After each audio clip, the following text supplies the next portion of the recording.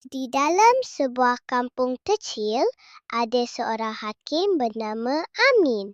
Orang kampung semua sayang padanya sebab dia terkenal sebagai hakim yang adil. Kalau ada masalah, semua orang akan pergi berjumpa Amin.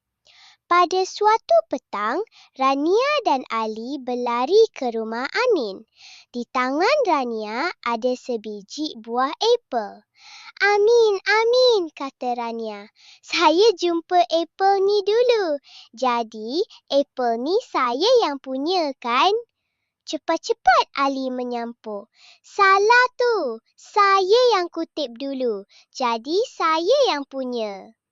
Amin tersenyum. Mereka bertiga duduk di pangkin di bawah pokok rambutan di hadapan rumah Amin. Dengan tenang, Amin bertanya, jadi dua-dua nak apel ni ya? Kalau macam tu, apa kata kita potong kepada dua bahagian? Satu untuk Rania dan satu lagi untuk Ali.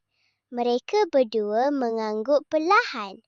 Amin pun mengeluarkan pisau kecilnya dan dipotong apel tu kepada dua bahagian. Tetapi, satu bahagian tu nampak lebih besar sedikit. Amin hulurkan bahagian besar kepada Rania dan bahagian kecil kepada Ali. Rania pelik. Amin, kenapa saya dapat yang besar?